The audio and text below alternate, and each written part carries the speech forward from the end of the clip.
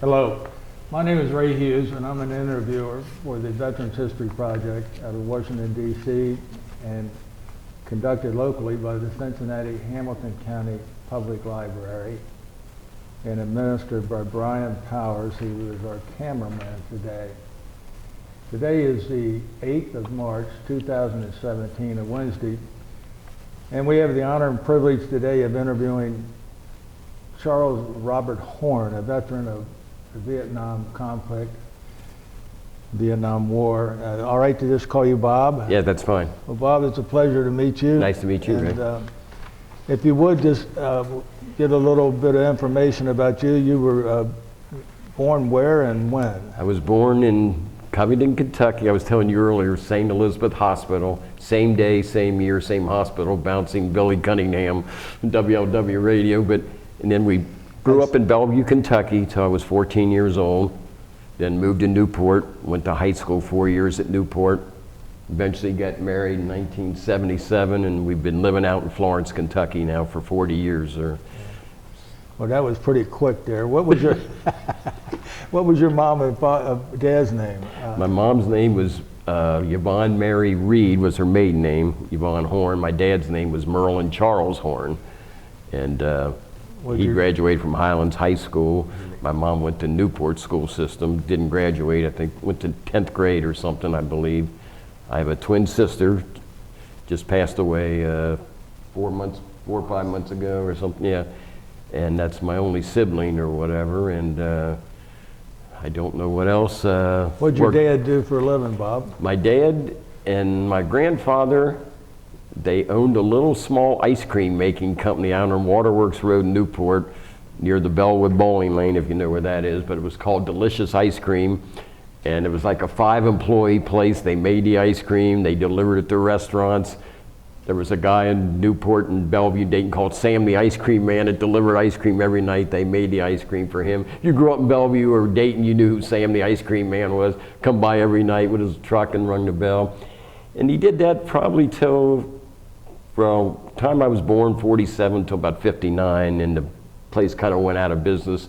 And then my dad eventually went to work at Dalton Street Post Office for the rest of his career till he retired at the post office over in Dalton Street in Cincinnati. And my mom was a stay-at-home, first year or two we were born, worked a part-time job, but was a stay-home at mom for the most of our life or whatever. And my mom passed away about, how many years? 4 years ago. My dad passed away in '95. And like I said, my twin sister passed away in August, and so I don't. Yeah. What year did you graduate from high school? I graduated in 1965, and from Newport High School, Newport, Kentucky. Didn't go to college or anything. It would explain how I wound up in Vietnam. Like I said, I was not John Wayne. I didn't volunteer, but I got to be honest. I had a lot of friends, got married, went to Canada, got college deferments just to get out of Vietnam, and I wasn't going to do that. I was scared to go, didn't want to go, but I just didn't feel right about doing that or whatever, so I knew I was going to get drafted. I wasn't going to try to dodge or avoid or anything, and that's how I wound up going. When did you have a job before you were drafted then? I was working at the newspaper, Cincinnati Post, not a couple blocks from here, at 8th and Broadway at the time. And I started out as a copy boy, and my twin sister wound up working there as a copy girl. We were on the same floor. Both of us had 61 Oldsmobiles. Out of this, we both had 61 Oldsmobiles. We were both working as copy boy and copy girls at the newspaper at the same time. And then I got drafted. When did you get drafted? I got drafted in August of '67, and then got out in August of '69. And then when I got out, I came back and worked at the newspaper again for another 18, 20 years or whatever. So when you were drafted, what was the date you were drafted, did you say? I was drafted August 4th, 1967. And where did you report for duty at? I reported, went to Fort Benning, Georgia for basic. Did you go to Fort Thomas first? Oh no, I went to a draft board on Monmouth Street in Newport, 5th and Monmouth or something like that. And that's where I signed up, and of course they sent me to Cincinnati to do the physical thing and all that. And I was a puny, I was 118 pounds at 19 years old. And we took our physical, and the guy said, wow, we have like a requirement, you gotta be like 120 pounds, or maybe it was 119, and they sent us to the Luau restaurant in between our signing up and taking our physical, and my friends all said, if I was you, I wouldn't even eat, because you're underweight now, you're gonna come back and they're gonna, let's weigh you again. And I told him, and I wasn't sure, and when we did come back, they did weigh me again, because he told me I was like 1 pound. And I told my friends, I've been worried about this draft forever. I just want to do it, get my service over, do it. I don't want to defer for 6 months, and they call me back again, and now you're eligible. But they did tell me at the time, they said, yeah, you're actually like a pound too light to serve. But anyway, they did take me, and like I said, I went to Fort Benning, Georgia for basic training. And I got out of that, and Georgia was fine, but I said, I don't know where they're gonna send me after this, but I'll be glad to get out of Georgia. It wasn't to my taste. And then I said, I wonder what my MOS is gonna be, and then it was MP school, Fort Gordon, Georgia. So I went up the road to another fort in Georgia, so I did more training in Georgia, but that's how I wound up an MP. What kind of training at Fort Benning did you go through? Just basic training that I guess you all took. I mean, I think that was an airborne, I just went through general basic training there. And then when How long did that last? You know, I want to say 6 weeks and I want to say 8 weeks. Right. And I'm getting old and it's been 50 years, but both of those numbers sound familiar, but I'm not sure if it was 6 weeks or 8 weeks at the time, to be honest. And I'll tell you kind of a funny story about the MP thing. Being a little guy like I was a draftee. So if you were a draftee at the height of the Vietnam War, you were probably going to Vietnam as an infantryman, because they made promises to guys who joined up. You signed up, you tell us what you want to be, there's a good chance you'll be that. If you were a draftee, they weren't making you any promises. So after my military police schooling, they line you up and they now tell you where you're going to do your duty now that you've been trained to be so they're going down the list, they're reading all the names, Adamson, draftee, infantry, Vietnam, Anderson, draftee, infantry, Vietnam, and they're going down this. Then they would get to a guy, Clark, enlisted, Clark, Indianapolis or whatever. So I could see the handwriting on the wall. So they get to me and they said, Horn, and I'm waiting to hear infantry, Vietnam, Horn, military police school. I said, military police? And I said, wait a minute, first of all, you gotta be a big guy. And second of all, that sounds like something if you join, I'd like to be a military policeman, wear fancy clothing, stay stateside. So there were 2 other Horns in my basic training camp. One was like 6'2", 220 pounds. One was like 6'1", 190. I'm 5'8", 121 pounds. And I didn't know that at the time, but MPs had to be a certain size, even bigger than the, so I went to MP school, and as soon as I got to MP school, I had a lieutenant see me the first day I was there, and he said, are you here? And I said, yes, sir. He said, are you at the right place? And I said, yeah. He said, well, you know what, if I was you, Horn, I would walk around on my tiptoes a lot, because you're the smallest MP I've ever seen. You're not supposed to be an MP at your size. And I didn't know why I was there, but I knew it sounded better in infantry or whatever. And I think these other 2 Horns they mixed us up somehow. And when I was in the MPs, I found out I was by far, no matter where I was, the smallest MP ever, because everywhere I went, they said, I've never seen an MP your size or whatever. But anyway, I think that was a lucky break or whatever, because like I said, I enjoyed being an MP. Still wound up going to Vietnam. When I found out I was an MP, people said, well, you'll have it made. They don't use MPs in Vietnam. You'll be wearing patent leather belts and gloves and shiny, you'll be stateside waving traffic around. Well, they didn't tell me there was actually 1 combat MP unit in the Army, and that's where I went. But I still enjoyed it, and like I said, I'm pretty sure I'd still prefer that over infantry. And but tell us about the training that an MP gets in. Well, it was you were mentioning judo and karate and all that.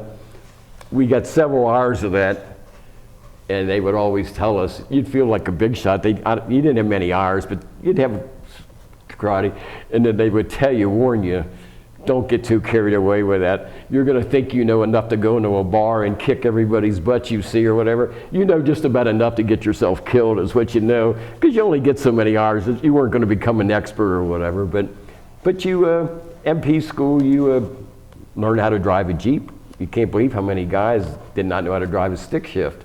And to be an MP, you had to learn how to drive a stick. Taught you how to direct traffic and run, if you were in convoys, how to hold up this lane, bring this lane through, learn to use your pistol, your billy club. Did you use a 45? Yeah. Colt 45? Qualify with a 45. Qualify with an M14 in basic training. They were just about to phase those out. I think they were only using those during basic training, really. We were getting into the M16s, and then I qualified with the M16 before I went to Vietnam in the 45. And then when I got in Vietnam, I learned how to shoot an M79 grenade launcher and an M60 machine gun. And that's probably my knowledge. Before I went into service, I think I might have had a water gun and a BB gun. I wasn't a hunter, and I wasn't a guy that desired to learn how to shoot anything. But yeah, MP school was pretty good. Like I said, they taught you. I was a little honored because they said not everybody got into the MPs.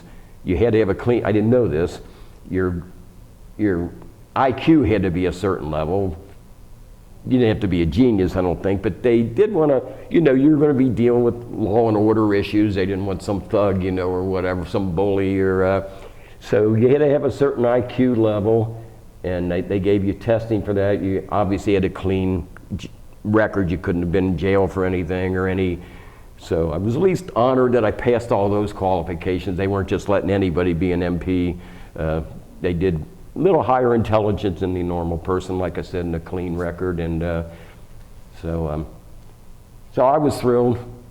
Didn't go in there expecting to be an MP, but I really enjoyed being an MP. And then when I came home from Vietnam, have I talked too much?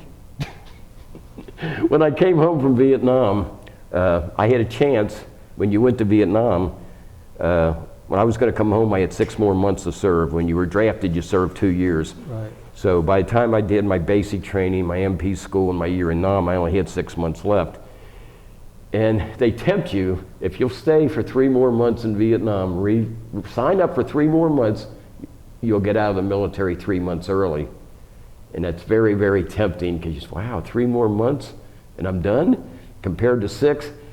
But there's something about it when you've got through that, you're just saying, I made it this far. What if I do that extra 3 months and it doesn't work out well?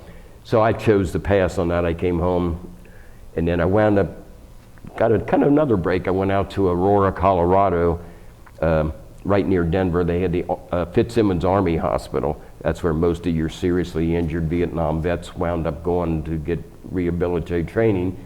And it was a post out, it was called the Fitzsimmons Army Hospital, but it was actually like a post with 3,000 or 4,000 people living on it and working on it. So there I wound up doing MP duty, but the kind I thought MPs did, we were civilian, you know, I directed traffic and stood on guard post and took payrolls to banks, things that police officers do, broke up domestic arguments and stuff like that. So, so I got a little bit of a taste of what being a civilian police officer would be when I went to Fitzsimmons Army Hospital. Well, before we go any further, but did anyone else in your regular boot camp training go with you into MPs, or were you? You know, there were a few, and again, the few that did go were people who enlisted and asked to be an MP.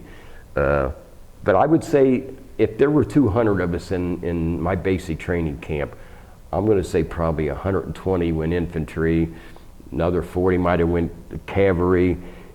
If you to be an MP or a clerk or one of them jobs that you said, ooh, I could handle that. That's not, you could almost ask them, how did you get to be a clerk? And I enlisted for 4 years or 6 years, and they promised me if I did. But the draftees, there were no promises there, and they knew it. So they were pretty much filling up the jobs nobody wanted with the draftees or whatever. And that's why I was so shocked when I went to MP school, because they made me no promises, and I knew being an MP was a pretty popular thing to want to be if you were joining the service. But did you?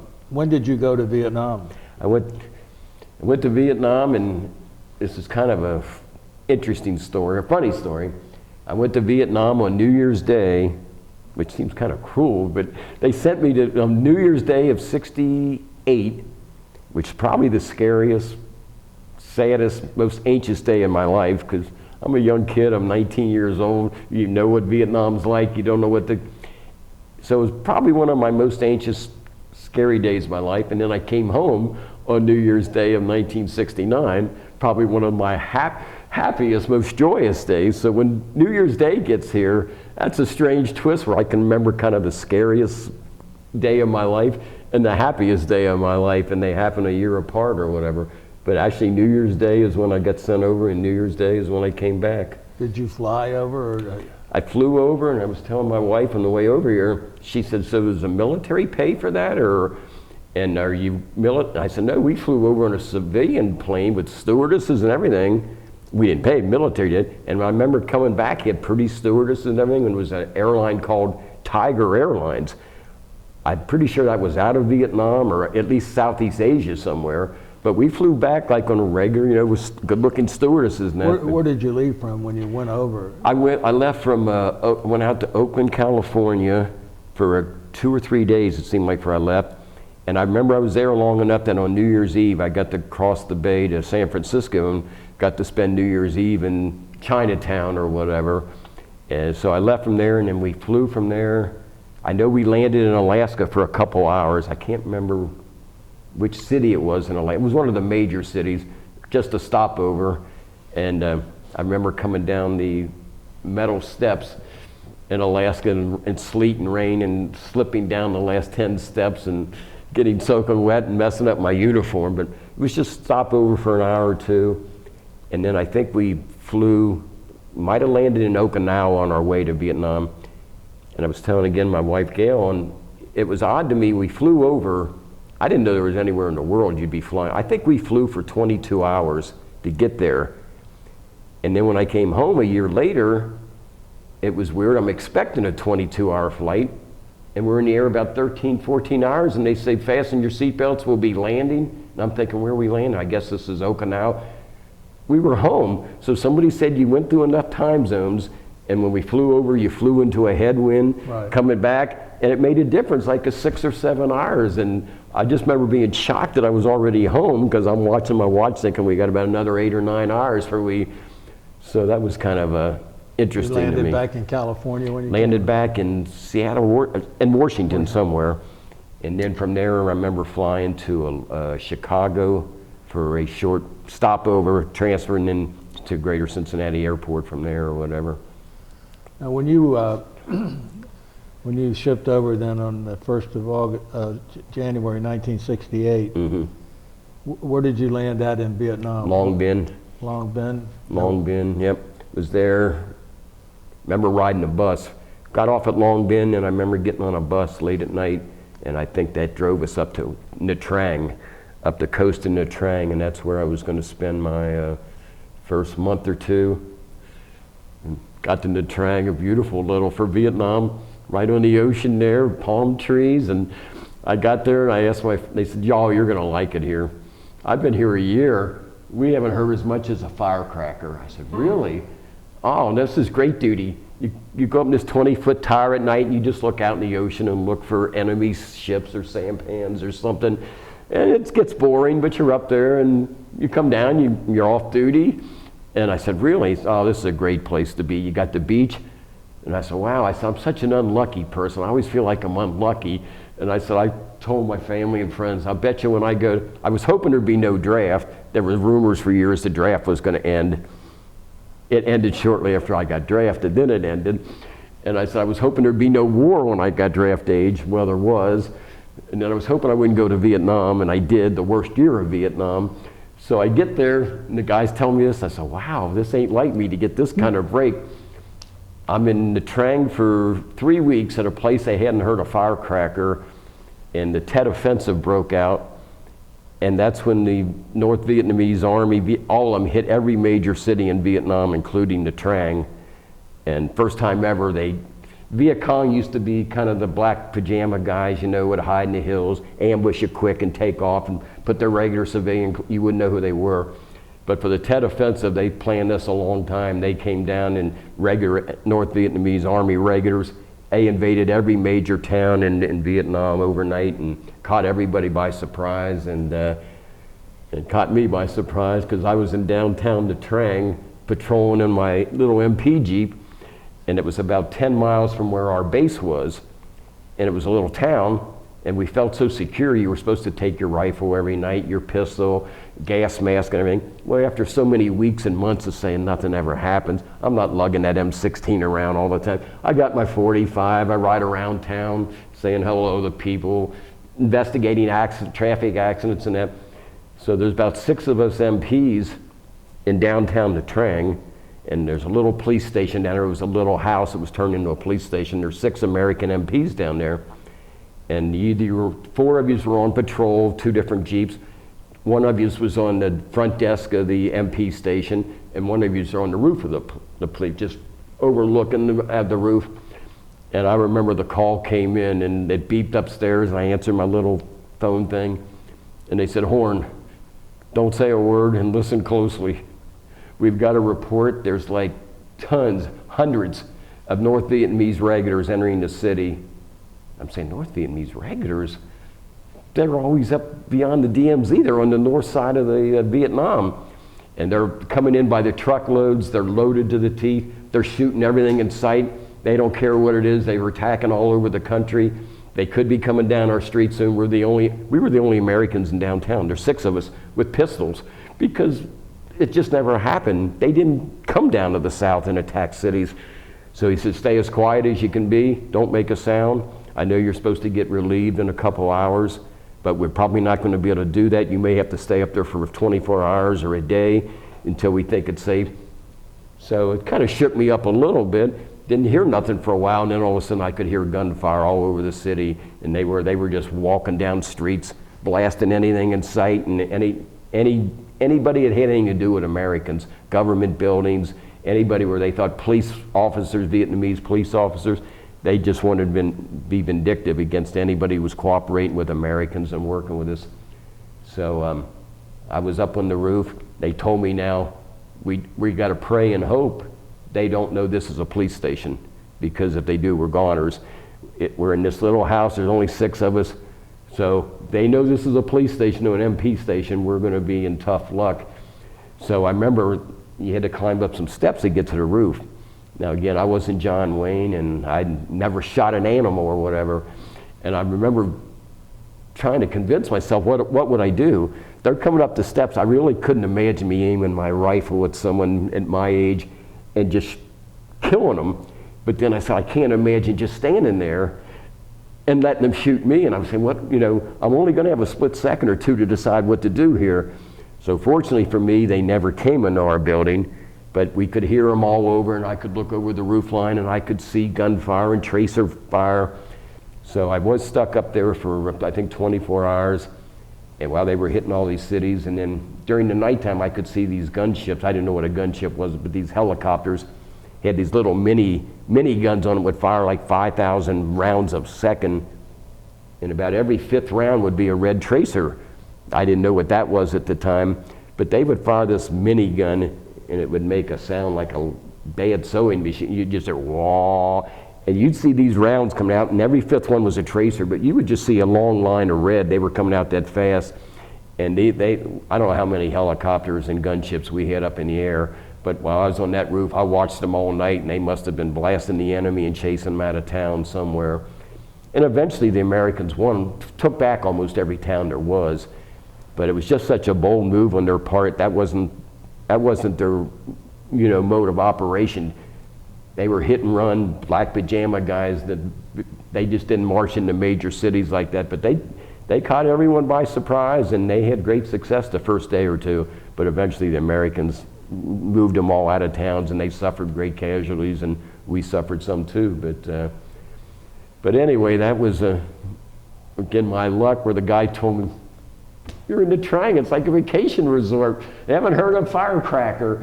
And 2 weeks after I'm there, North Vietnamese Army regulars are parading all around the street and shooting up, and I'm downtown with a pistol, because somebody said, "Are you taking your rifle?" I said, "Why, do we have to?" "Nah, nothing ever happens. It's just, you gotta worry about keeping it clean, and your pistol's good enough, so yeah, we're downtown, six American MPs, we're the only Americans in the whole town. But anyway, about a day, 24, 26 hours later, troops came in and rescued us, got us out of that building, took us back to our base or whatever. And but the MPs, not my MP company necessarily, but the MPs in Saigon, which was I was in Company A, but the MPs in Saigon, Saigon got really hit big, and they tried to take over the embassy and everything. Well, again, there wasn't a lot of regular infantry troops in Saigon. The MPs were there. So, but they said the MPs really fought brave. They were the only defense down there to protect all the officers and all the intelligence information. But I went and did some reports and read some things at my fellow company, 504th Police Battalion, Company A. They were the first ones out in the streets fighting the enemy, and just MPs, no infantry at that time, but they fought really bravely and stuff. So that was probably, like I said, that was my story after 2 weeks in the country, and that's when Tet Offensive, I think it broke out. Tet Offensive meant the New Year's. I think that was meant the New Year's for the Asian people. Tet was their New Year's, and I think it was like January 28th. And they scheduled this because they would shoot off a ton of fireworks on that day. And they thought by shooting fireworks off, they could disguise. A lot of these towns would hear gunfire. Oh, it's just fireworks. And it was pretty well planned and mapped out by them, though. Yeah, it was January 28th. Yeah. So how long did you stay there after that in Nha Trang? I stayed in Nha Trang, I believe, for maybe a month or two. I moved quite a bit. Again, it's been 50 years. I was only there a year, but I think I was there somewhere between maybe that was my first 3 weeks there. I think I might have stayed there another 2 weeks. And then I moved on to a place called Quy Nhon. I think I was only there a couple weeks. That was a little further up north. And then eventually moved pretty far up north to a place called Phu Bai. And then I was there for several months. And was in Phu Bai. And then they sent me even farther north. I kept traveling up towards that DMZ zone. Then they sent me up to a place called Camp Evans, which I believe was the first CAV camp. Prior to that, I'd always been at least in a barracks of some kind, like you see on MASH. Screened exactly like you saw on MASH, this kind of barracks I was in. But then we went to Camp Evans and wasn't quite prepared for that. I'm up there with the first CAV, and we were going to lead convoys for them or something. But we're up there and we're in tents. No city, no barracks, we're in tents. We slept in an ammo box. They had these big ammo boxes, and they would have a lid on, but they'd cut the top part of the lid out, and you'd sleep in them with your sleeping bag, so in case you got rocketed or mortared, but you felt like you were sleeping in a coffin.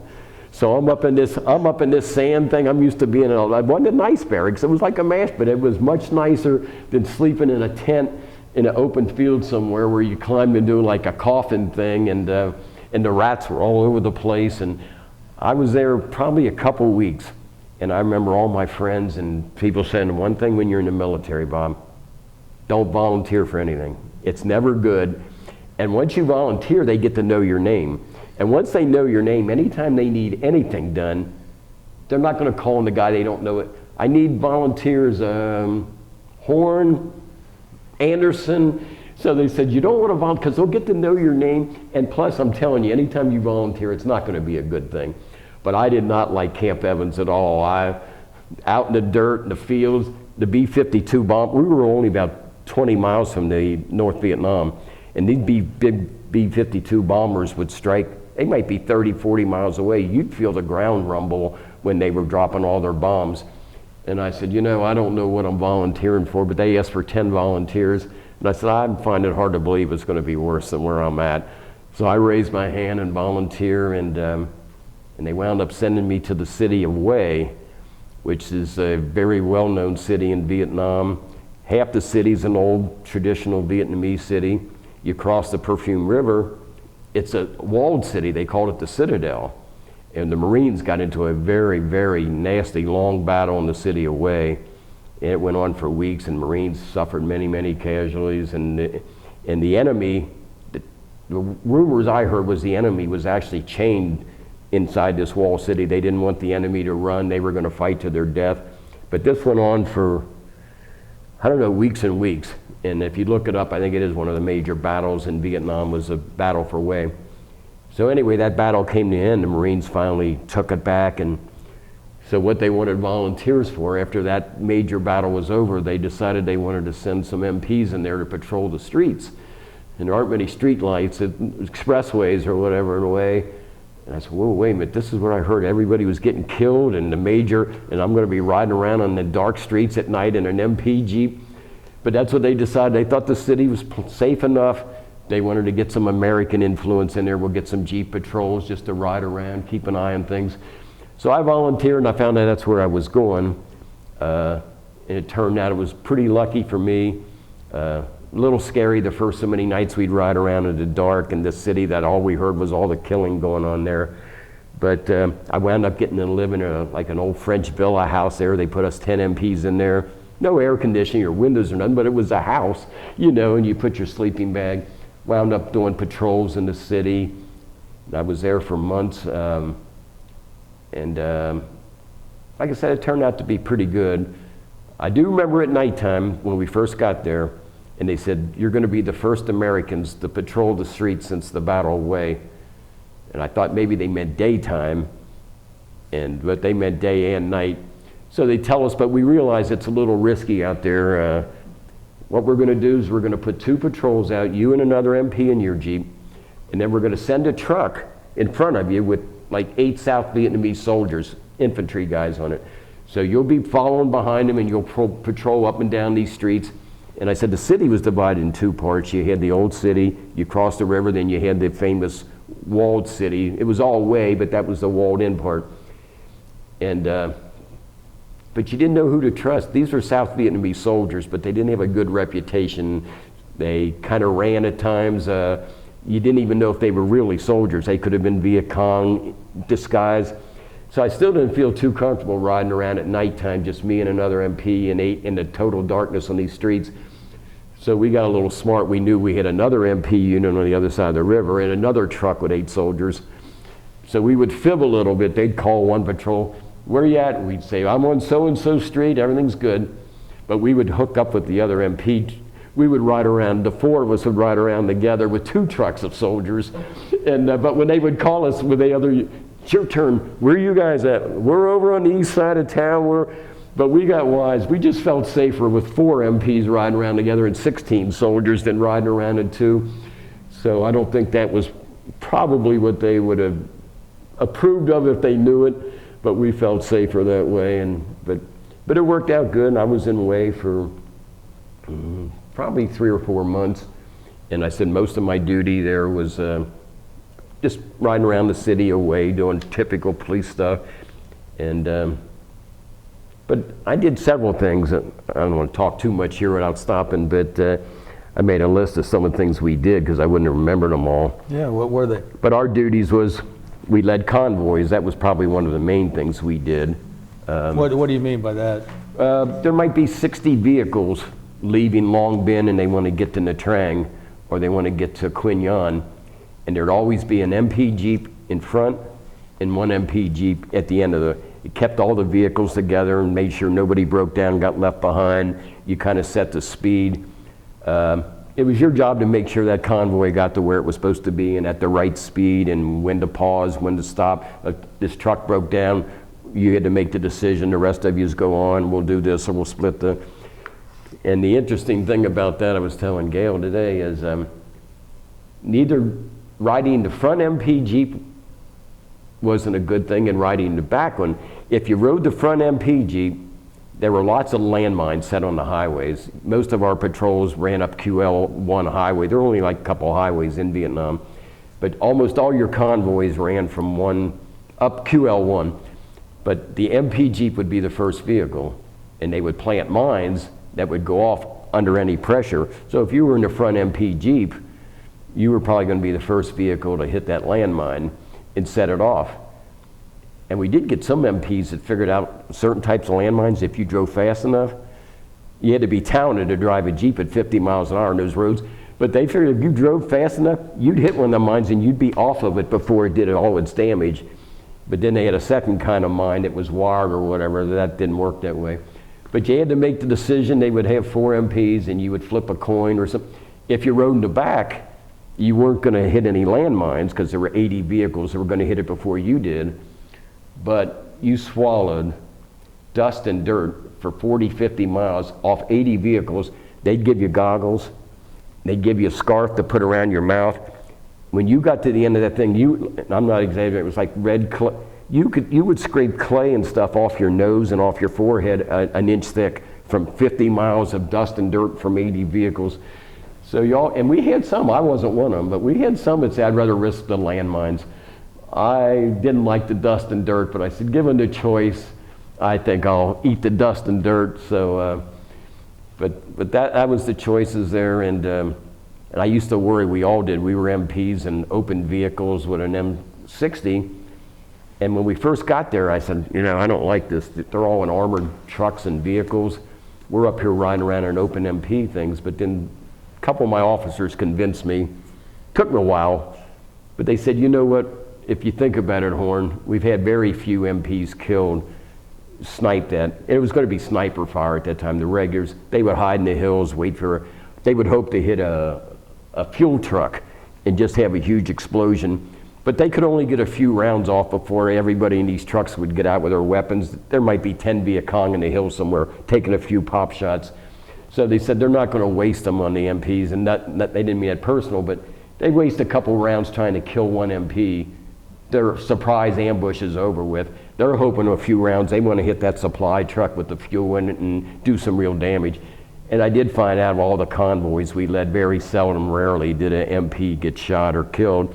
And that made sense. After a while, I said, I think they're right. It does make sense. They know that's the element of surprise. They waste a bullet trying to kill one innocent MP. They'd rather blow up a truck and mess up the whole convoy. So I had no problems, never really we got ambushed a couple times, but when I say that, a few pop shots from the hill somewhere, you'd all jump out and hide for a second or two. All the infantry guys or the truck would return fire, and then you'd get back on the road and head. So I never personally ran over any landmines. I personally didn't get shot at or anything. So I think when they told me that, it was hard to believe them at first, but I think they were right, that the MPs in the front really didn't have to worry too much about getting shot, because it truly would have messed up their ambush plans where they was hoping to destroy a whole vehicle or a fuel tank. So I did that. We did convoys. Another one of my probably major jobs for me when I was in Vietnam was transporting Viet Cong prisoners. They'd be captured and wounded. It was our job to pick them up, take them to their permanent POW camp. And then I remember I was in Phu Bai. I found this kind of odd. There would be wounded Viet Cong prisoners, and they would take them to the hospitals. And I do remember there was a young Viet Cong guy, couldn't have looked more than 17 years older than me, but he'd been shot 3 or 4 times. And I remember he was on like this gurney thing in this hospital where he was basically paralyzed. And when they'd turn him over, they would just like flip the whole gurney thing over. And I never really understood it. But they would have an MP guard him 24 hours a day. I guess they thought he had information, but I don't think he could move. He was paralyzed, but I'd guard him for 8 hours a shift or whatever, and I'd get done, another MP would replace me and just sit there. And I just never really understood it. We weren't anywhere where the enemy was going to come in and capture him or anything. And I didn't understand the thought of having an MP guard him 24 hours a day when he couldn't even like raise his arm or do anything. He was virtually paralyzed, but I never did understand the reasoning. I guess I could have asked somebody, but I'm sure they had their reasons. But I did that a lot, just transporting Viet Cong prisoners to places and guarding them in hospitals and wounded ones. Where was mostly the prison camps at? It must have been in Phu Bai, because I knew that's where, I don't know where they all were. They were probably all over. Yeah. But I know myself personally, anytime I was guarding Viet Cong prisoners or whatever, I was in Phu Bai longer than I was anywhere else. So that's where I was doing it mostly. But I'm sure there were similar places all over Vietnam or whatever. But that's where I did mine at. And then course, we did town patrols. Like I said, there were towns, Way, Fubai, Quinyon, where your job was to ride around town, kind of like a civilian cop. You know, look for anything suspicious, look for anything you should report. If a drunken soldier was downtown somewhere causing issues, it was you to go down there and get him back and do stuff. But just kind of basically just riding around, making sure traffic was flowing and that. So, and then we did VIP security. Bob Hope and people would come over. I didn't personally get to guard Bob Hope, but I was on a base where he was doing a show. I was 300, 500 yards from where he was on stage and that, but they had a bunch of us MPs kind of around the outer perimeter just to make sure. But anybody, celebrities that came over, I can remember one night at 2 or 3 in the morning, I couldn't believe my eyes. I was at some little compound. I think I was in, I don't know if I was in Way or Fubai, and there was some little officers club or whatever. And at 2 or 3 in the morning, a guy comes out and my buddy says, "You know who that looks like?" And I could tell he was in civilian clothes. Well, it turned out it was Gilligan from Gilligan's Island. It was Bob Denver at 2 in the morning coming out of this officers club. And so that kind of caught me by surprise. Didn't even know he was there. I wasn't there to guard him. We were just standing perimeter around this officers club. But yeah, I didn't expect to see Gilligan from Gilligan's Island at 2 in the morning in Vietnam. And then I said we did perimeter security. That was the most boring. You would go out on a bunker, a sandbag bunker, at 6 at night, you and another guy, and you were required to sit there till 6 in the morning, looking into nothing but total darkness, and you weren't supposed to fall asleep or anything. And you talk about a long 12 hours. I mean, it was safe duty for the most part. Most of the time where we weren't gonna, but you were supposed to look out into the darkness, make sure nobody snuck in on the camp and that. But that was some long, boring, 12 hours with no TV, cable, no radio, no nothing, just sitting there. And you talk to your buddy for a while, and then they would tell you you can sleep. They never used to let either one of you sleep. And finally, I think they decided, well, 2 of them, one can sleep as long as the other one's awake, but somebody has to be awake at all time. And unfortunately, I got in a little hot water there. We were working 12-hour shifts for days and days, and you didn't get days off. And I can remember, and we knew how scary it was. They said you could really be in deep. You're in a war zone. You fall asleep on duty, you find yourself in Leavenworth. You'll be doing the hard time or something. So you knew it, but there was still something about staring in the darkness for 12 hours with nothing. And even though you had your little nap earlier, you'd be there and your buddy's sleeping. You'd find yourself, you'd kind of slap yourself, rub your eyes, And then one night, we both fell asleep at the same time. And I remember they called me on my radio and they said, "We need you to come to the headquarters tent and bring your rifles with you." And I said, "Okay." I said, "Where's my rifle?" And I'm looking around and my buddy said, "Where's my rifle?" Well, the officer would walk around all the bunkers every night and say, "You guys awake? You guys doing all right? You need a Coke or anything?" We were both sleeping at the same, we weren't the first to do that, but he picked up our rifles, took them to camp, and I said, "Oh my God, are we in trouble? I've read what happens, and you're in a war zone and you fall asleep, you're risking everybody else's life." I mean, we were a pretty safe area, to be honest about it, but so we went there and I was expecting the worst, but what they wound up doing, I think, gave us two weeks of extra duty, which I didn't quite understand. We were falling asleep because we're working 12-hour shifts every day. Our punishment was we got to work 2 extra hours every day as our punishment for 2 weeks. So now we were working 14-hour shifts, but I didn't understand exactly how that was a good thing to keep you from falling asleep at nighttime on these bunkers. But I was lucky. We got off easy, and I think it's because the guy knew it had happened on many times. I think they understood.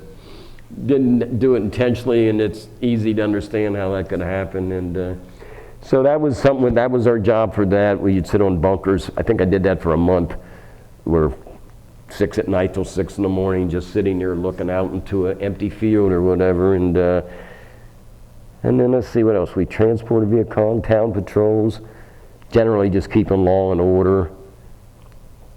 Oh, this is kind of interesting. We rode around on military police patrols. This is kind of comical. You rode around on military police patrol. We had a Vietnamese cop. They were called QCs instead of MPs. Spoke very little English. I spoke even less Vietnamese. And you had a Korean MP. Not a lot of people know that South Korea had a lot of soldiers over there helping us out in this war, and Australia too. You didn't hear much about them.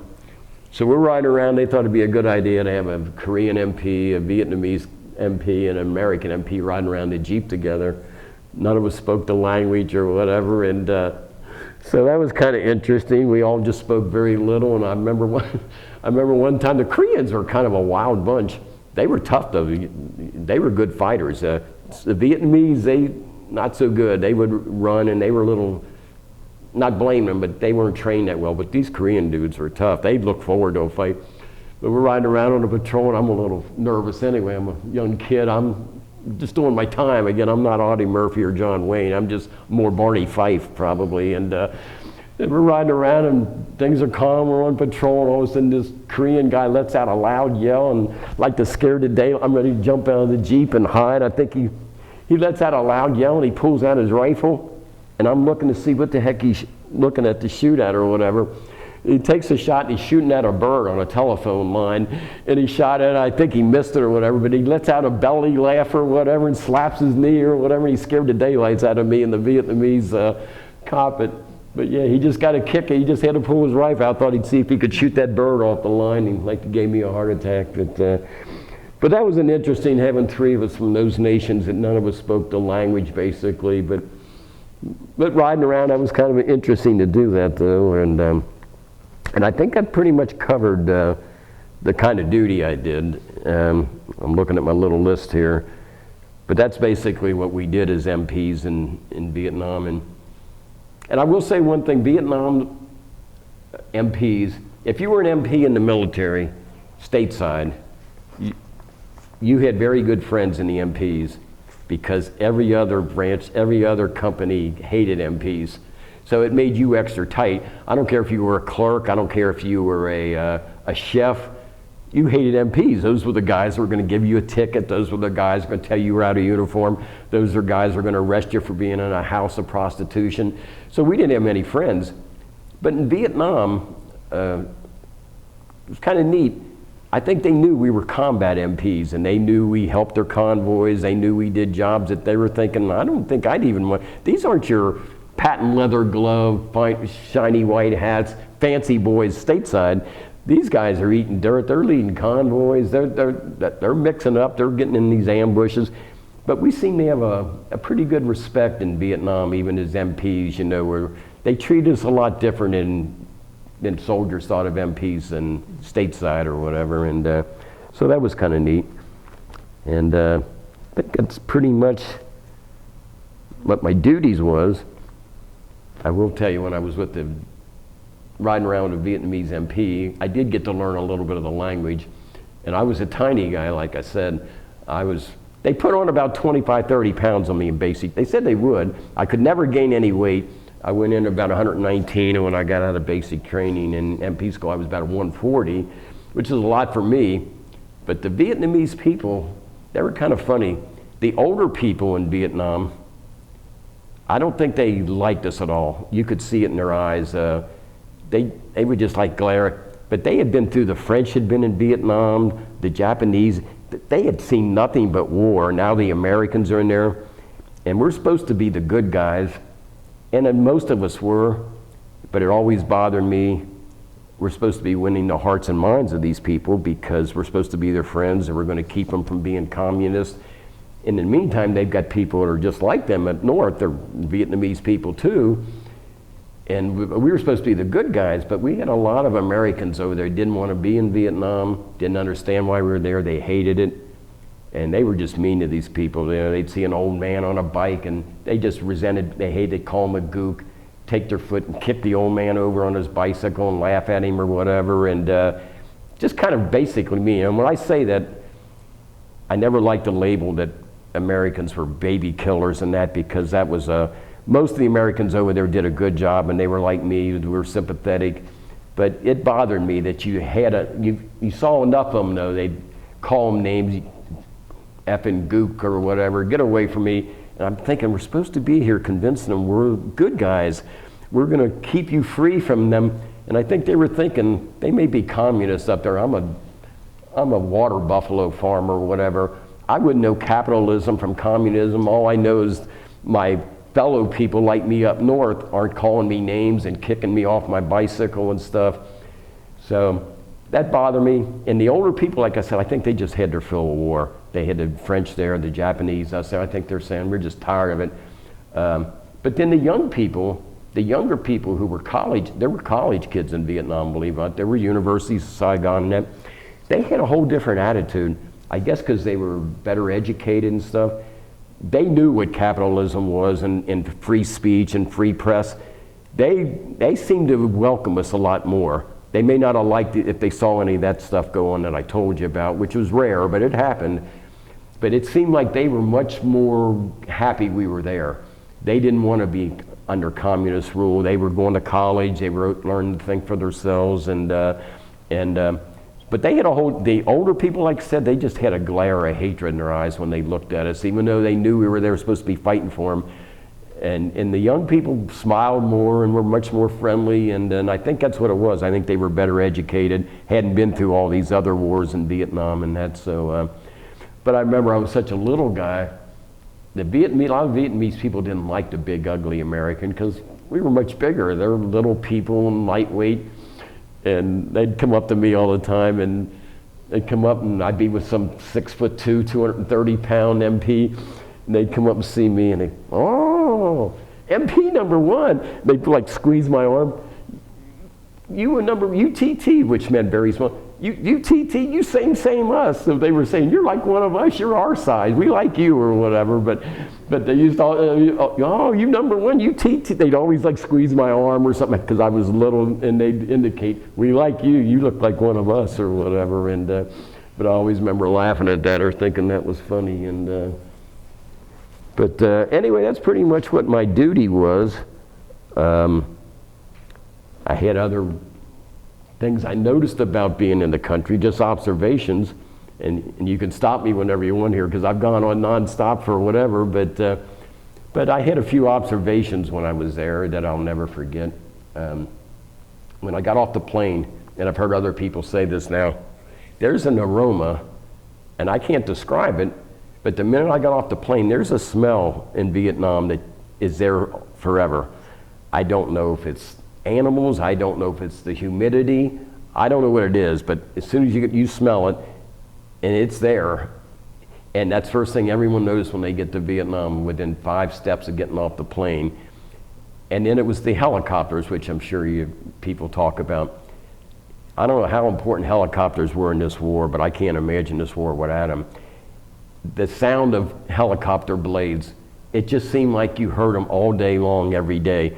Whether they were combat helicopters, whether they were carrying cargo, carrying wounded soldiers, but everything in Vietnam seemed to get transferred in by helicopter.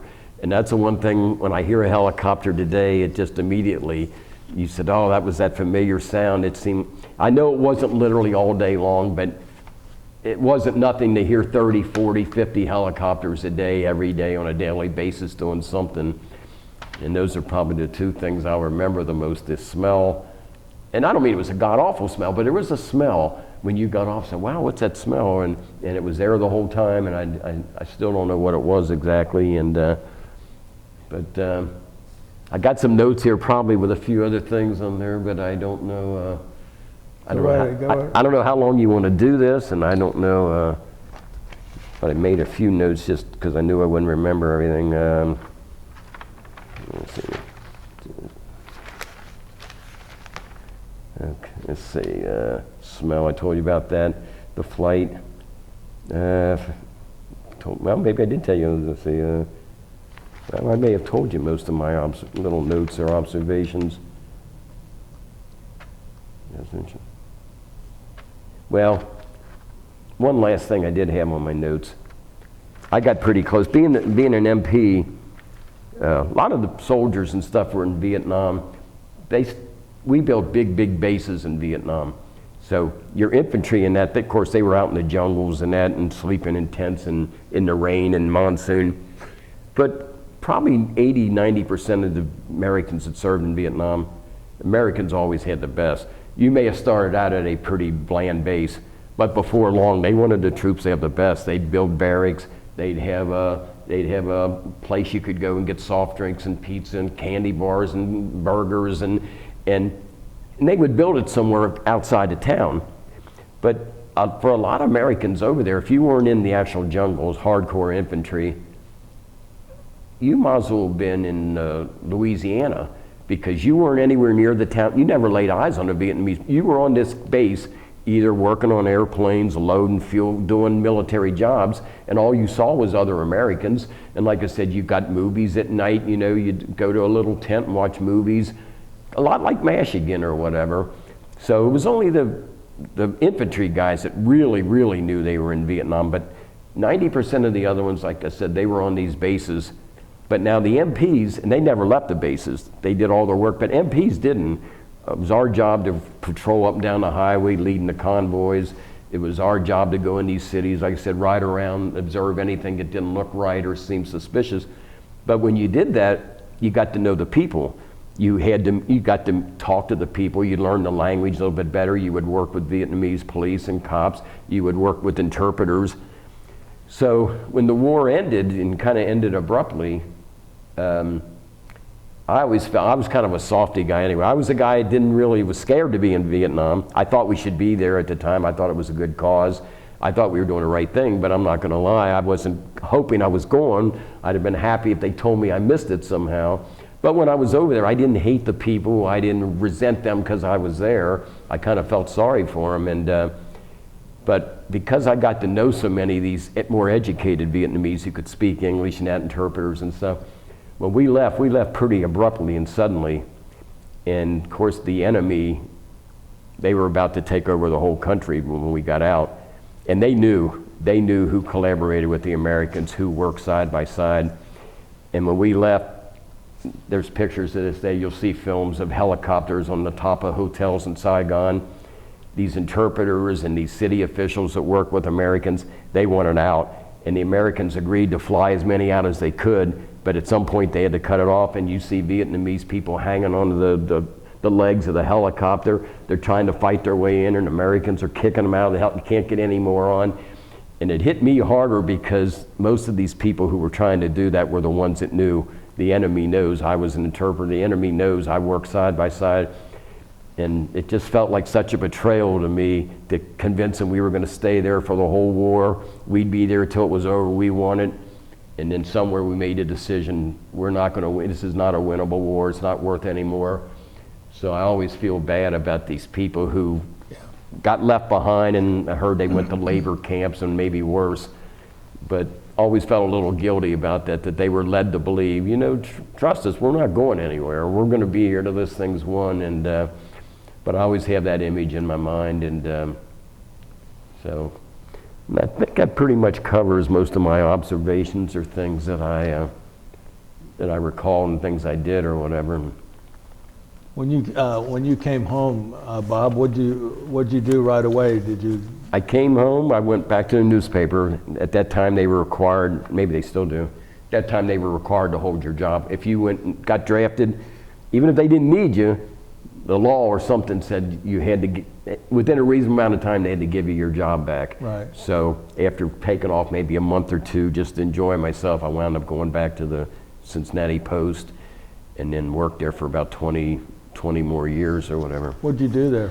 I started out as a copy boy, like I said, doing what, you know, passing notes around and doing whatever they asked you to do. And then I eventually got into retail advertising department. And when people hear retail advertising, they think you created the ads and you were the creative mind. But I worked in the part of the department if Shillito's, all the major department stores, for example, would run ads almost every day. Right. And it was our job to send people over there to pick up their ads, bring them in. We would look at them, reduce the photographs that they wanted to go in, a pair of shoes, reduce them down so they'd fit, decide where the type was going to go. And then when the ad was put together, we would make a copy of it and send it back to them, send them to look at it. Oh, it looks good. Or, no, we need the shoes bigger and we want to change the wording. So our job was to take the ads, put the ad together, then show them a copy of it, and then they could call in and make corrections. We'd like to change the wording there, and could you make those shoes a little larger and put them on the left? And that was kind of my job, to make sure that all got organized. And a lot of times they would just call in on the phone, could you get my ad out? I want to make one more change. But we were just basically, my job was to make sure the ads got in the paper the way the advertiser was hoping it would look, and we would get it done that way. How long did you work for him? I worked there from 65 and then took 2 years off until about 81. And then from there, we merged with the Enquirer. There was some kind of a antitrust suit. One of the newspapers was going to go out of business, and they too wanted to merge. And we made more money because we were a union at the Post and the Enquirer wasn't. So, but we were filing an antitrust suit hoping that the government wouldn't let the two papers merge, because you're not supposed to have a monopoly in newspaper. So went to the Supreme Court and argued for a long time. Then they finally decided the two papers could merge if they kept two separate editorial departments, writers. The truck drivers could all merge, the delivery people could merge, the pressmen could merge, as long as they kept two staffs of writers and reporters. And at that point, we got let go, and the Enquirer kept all their employees, because like I said, we were a union. And then after I left there, I was lucky enough, I had a guy working in my neighborhood, started a company called RF Systems, and they built electric control panels. I didn't know nothing about it, but they built electric control panels to run heavy equipment and conveyor belts and stuff. And he worked out of his home 3 doors down from me. So he just needed a guy like a clerk to answer phones, make deliveries for him, pick up drawings. And so for about 2.5, 3 years, I got to walk out of my house, walk down the street, had an office in his house, and that's what I did. And then after that, then I had some friends that got together and did a lot of landscaping work, which I kind of enjoyed. So I worked with 3 buddies doing that for about 10 years. And then I got to retire pretty early. In my late 40s, early 50s, my dad got real sick with cancer, and our dog got real sick at the same time. My wife at that time had a better job than I did. She worked at Anthem Blue Cross and been there for 40 years. So one was, we decided somebody needed, we had money, we didn't have kids or nothing, so we weren't, but we decided it'd be better if someone kind of semi-retired, took care of my dad. We had a dog at home. I knew I could still do part-time landscaping work on the side for myself. So that's what I wound up doing probably for the last 10 years, and still do a little bit of that on the side. But Well, let's go back a little stage then. So you're out of the service and you're single. mm-hmm. When do you meet your wife? Well, I was single, and I was one of those confirmed bachelor guys. I didn't get married, I was 29. We dated off and on for a few years before that. 6 years off and on, dated, broke up, dated. And finally my friends told me, I think you're good. We finally believe you. You said you're going to confirm bachelor. You're 29. We think you are a confirmed bachelor. And I said, well, or it might be a cold day in hell when I get married. And then we got married in 77. That's when we had the freeze and the blizzard. And so I think it actually did turn out to be a cold day. And we got married the year where they had the blizzard or whatever, the worst blizzard forever. What is your wife's name and her maiden name? Her name's Wanda. She goes like me, my Charles Robert, but I never use Charles.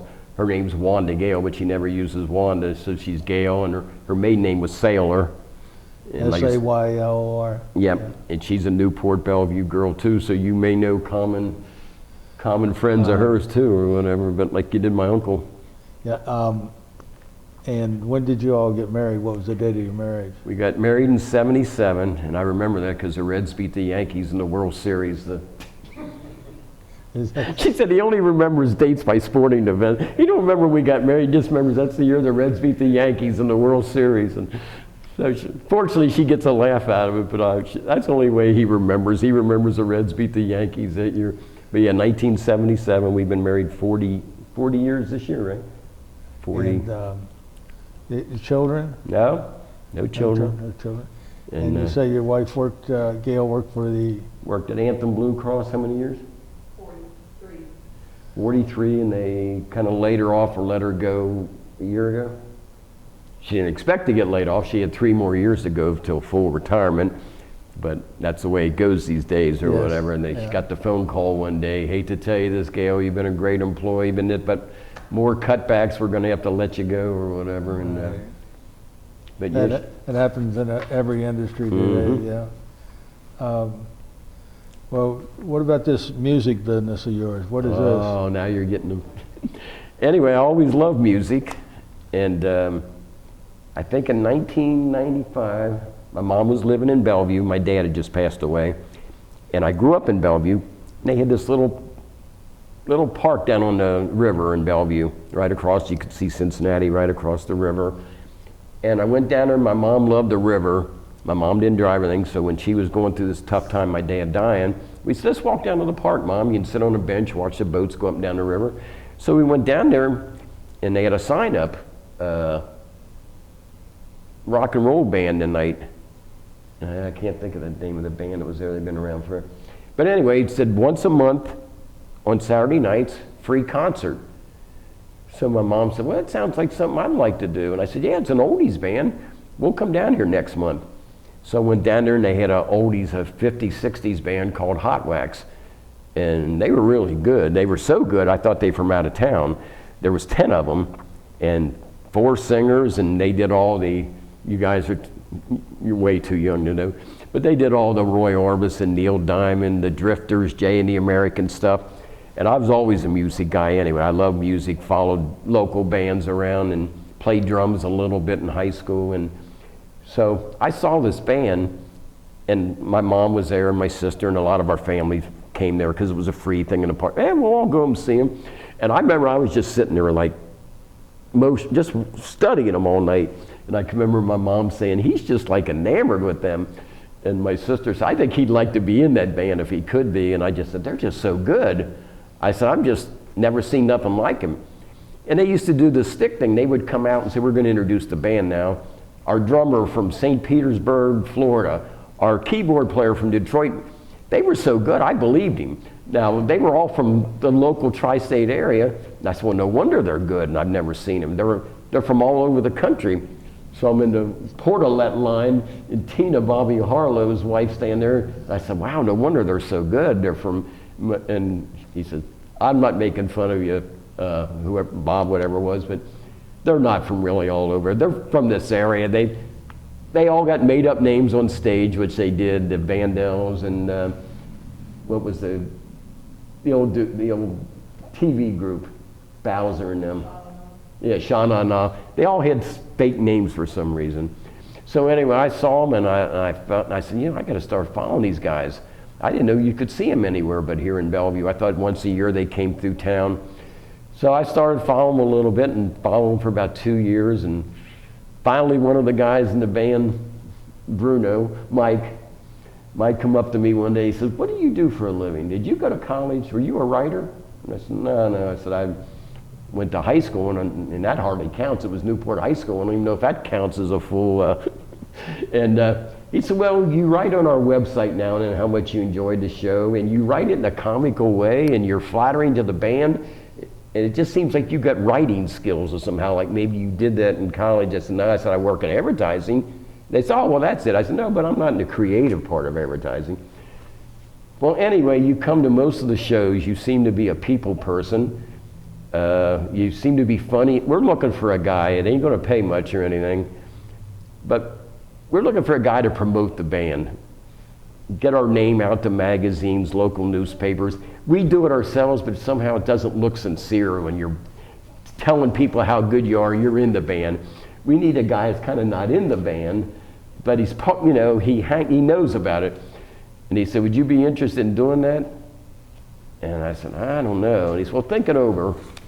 And as scared as I was and nervous about doing this, I went home that night and I told Gail, oh my God, well, why wouldn't you do it? I said, because I'm not a real writer. I'm not a real promotion guy. I've never done. What are they going to expect me to do?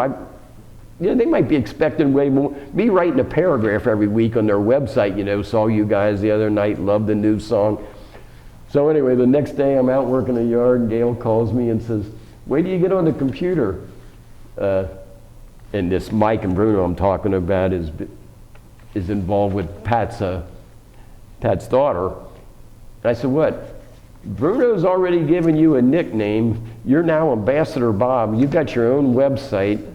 and you're going to be answering fan mail and answering questions and writing stuff about the band. And they got your picture blown up and everything and title Ambassador Bob. And I said, you got to be kidding me.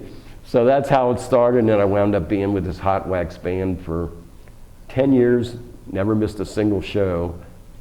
And they'd been around for 30 years. And then they broke up about 4 years ago. And then Mike, Bruno is the name of the show, he decided he wanted to continue on, but they wouldn't let us use the Hot Wax name. So we became the Bel Airs, but we're the same thing basically. We're a 10-piece oldies band, 4 singers. We do all the doo-wop, we're still doing the Drifters, Jay and the Americans. But we added a gal. Hot Wax never had a girl, so they would never have a girl. And for 30 years they didn't. But we found a gal, she was just so good, way better than any of the guys were auditioned, so we added a gal. And that lets us do Leslie Gore and Connie Francis and Brenda Lee that we could never do with Hot Wax. But now we're still a 10-piece band, and we're a show band, we're like a Vegas style. You can't dance at our shows. We do like a Vegas show where people want to watch a show. We do costume changes and tributes to Buddy Holly and tributes to Neil Diamond. And so we do kind of a Las Vegas show, but you don't see many 10-piece rock and roll bands. And when I tell people that, how many? I said, we got 10, and then we got 2 or 3 full-time sound and light people, and then they got me, and then we got a souvenir, and there's about 15 of us involved with the band or whatever. But it's more of a labor of love for me at my retirement stage. I'm not doing it for much money. Where do you play at, locally? Or we play Indiana, Ohio, Kentucky. We probably do more shows in Indiana, but just in the recent year, like last year, we did the VV Indiana Wine Festival in VV, Indiana. We were in Versailles, Indiana, Lawrenceburg, Batesville, Greensburg. But basically, and then we do a show, Fairfield, Ohio is a big one. But we draw some pretty big, we do outdoor shows in the summer. That's our main thing. And then indoor is our home base now. It used to be Jim and Jack's on the west side of town here for years. And then they did away with rock and roll bands. And then we went to the Memory Supper Club out in Harrison, Ohio. It used to be called Beef and Boards years ago. It was a dinner theater sort of place. Then that went out of business. Then we went to Addison, Ohio, right outside Delhi, to a place called the Meadows. Mm-hmm. And then we left there recently. Now we're back at the old Memory Supper Club, but it's called the Harrison Event Center now. And we do a show there about once a month in the fall and winter time until summer gets here. But we do outdoor shows, usually a 3-hour show, counting about a half-hour in break in between 2 shows. And like I said, do pretty good. We used to do Batesville. We're pretty big name back. Most cities, when they're going to have a pretty big affair, a centennial. Last year we did Trenton, Ohio's 100th centennial. We did Colerain's North College Hill 75th, Cold Springs 75th. But usually we get booked for some of the bigger events in a city because they want something a little extra special, and we cost a little bit more money than your typical hiring a 5-piece band with guys in blue jeans or whatever. And but we get some good crowds. So we did Cold Spring last year. I think we had 2,000 or 3,000. We started doing Bellevue, Kentucky. Little Bellevue, Kentucky, 18 years ago, had 200 people the first year. They were only supposed to have us there for a year and then change bands. Well, they got enough people saying, we really like them. They brought us back a second year. Then we had like 400 people. Then they said, we're going to bring them back again. We had like 800 people. Well, by the time we did Bellevue for our 16th consecutive year, a little town of Bellevue, we probably had 2,000 to 3,000 people there. And now Fairfield, Ohio books us for their biggest show of the year. We get a couple thousand there. Batesville, Indiana has they have a concert every Thursday night in Batesville and Lawrenceburg. And they always bring us in for the first show of the year, and we get 2,000 or 3,000 people there. So, not Beatle type crowds, but I'm just saying when you're a local band, most local bands are playing in front of 50 people, 70, 100 people somewhere in a park. We're usually playing in front of several hundred or a couple thousand or whatever. And Pat's been to several shows. Usually towards the end of our interviews, they have Pat ask a question because I'm sure he has some, and also Brian. Brian, do you have a couple questions about Vietnam? Yeah, just a couple questions. Okay. I was wondering, in your high school class, Mm-hmm. I mean, did a lot of guys, were they gonna join, or were they gonna like, do you get the, and did you have people that you graduated with who got drafted like you did? Yeah, I would say, you know, I'm going to say it was probably pretty split. I couldn't afford to go to college, and a lot of us couldn't in a small town in Newport, or Bellevue wasn't real rich. Those weren't Indian Hills or Highland Heights or Fort Thomas. You grew up in those cities, you know, your parents probably weren't, it wasn't expected. Nowadays it seems more expected you're going to go to college. Back in them days it seemed like you were rare if you went to college. But in those times, you did get deferments by getting, I had a lot of my high school friends get married sooner than they planned because it kept you out of the military. If you went to college, it kept you out of the military. But I would probably say probably half of my class got drafted, probably another fourth got deferments, got married, went to college, and then you had some that just failed a physical for one reason or another, just weren't eligible to go. And but yeah, I would say back in that day the majority of us got drafted, but like I said, a lot more numbers than you thought to went to college for no other reason than to stay out of the draft. And with the guys who got drafted, were you friends with any of those guys? I knew you, it's kind of Bellevue's kind of a small community. I knew them in school, but when you went in the military, it happened very rarely. It didn't never happen to me. But even though we were all the same age and got drafted, I never went to the basic training, MP school, Vietnam, anywhere with somebody I knew. Now, I had a couple of my friends say, oh, you didn't, I wound up in the same camp in Vietnam with Rick Furnish or whatever. It was so, and I said, wow, how'd that happen? I said, I never even laid eyes on any, the whole time, I didn't even like run into schoolmates or anywhere. But so you all got drafted in that, but there were so many military forts in the country. I went to Fort Gordon, somebody might have went to Fort Polk, somebody went to Fort this, Fort that, Fort Wood. So, and I had quite a few get killed, probably more than I realized. I don't know all of them it did, but I do know I had 2 or 3 real close friends that I'm aware of classmates of mine that died. And then my brother-in-law, like I said, he stepped on a mine and got racked up pretty good and got out of the service early. But fortunately for him, he got hurt pretty bad. He's got like a railroad track scar all the way up his arm. But he got back, and I don't know if he's scamming the system. If you get wounded, you're probably not scamming anybody. But they put him on 100% disability, and he's been on that since he was 20 years old. So he gets a pretty decent, nice paycheck. But he came home and weightlifter and all that. So he got over his injuries, and then you just seen him. He's got cancer a few years ago, and not doing real well now. But most of his life, I mean, he was like Hulk. You know, people would say, "Oh, so he's getting 100% disability?" I said, "Yeah, he was," but he wasn't like when you think 100% disability. You'd see him, and I said he worked out 3 times a day, and he got over all his injuries and stuff. But he was the one I was telling you, might be if you need him, he might be interested in doing this. And then Jimmy Lyles, like I said, small world. Found out. Graduated from high school, going to see him next month at one of our shows, and I was going to told Pat then I got people I know who are better qualified and more deserving this than me. And then he told me, he said, I've already did Jimmy. I couldn't believe he knew him, and the odds of him already being over here and doing this are, so. I was curious, how did you get your job with the Cincinnati Post? I had a high school friend who was a printer there.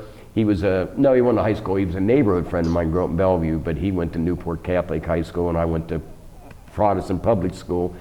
But he worked over there, his dad worked at the newspaper forever. Then he got a job out of high school about a year before I did because he was older. And he just said, are you looking for a job? You got one yet? And I said, not really. He said, they're looking for like two guys to be copy boys over here. He said, don't pay a ton or whatever, but it's kind of interesting to work for the newspaper. I remember you tell me one time you'd like to eventually be a sports writer or a sports reporter. And he said, I don't know if that's going to get you there. And I said, probably not without college or something. But I didn't have nothing else to do at the time. I'm only 18 years old or whatever. So he said, come on over. I told the guy you'd be coming over. And I interviewed and got the job. And never got to be a sports writer, reporter, but at least I worked about from here to that wall from Pat Harmon, who was a long-time sports reporter. So I got to know all the famous sports reporters and writers at the newspaper, but that's about as close as I come to becoming a sports reporter or writer. And Well, when you were being trained to be an MP, did you know you were going to go to Vietnam as an MP? you know, I'll be honest, when I was trained to be an MP, I thought I was home free because people had that image. MPs, they're not real soldiers. They're white hat, white gloves, shiny belt buckles, patent leather belts, fancy boys, sunglasses, hat down on their nose. The girls all love them. They're directing traffic. They don't send MPs to Vietnam. That's a dirty place. You get dirty and you get shot at.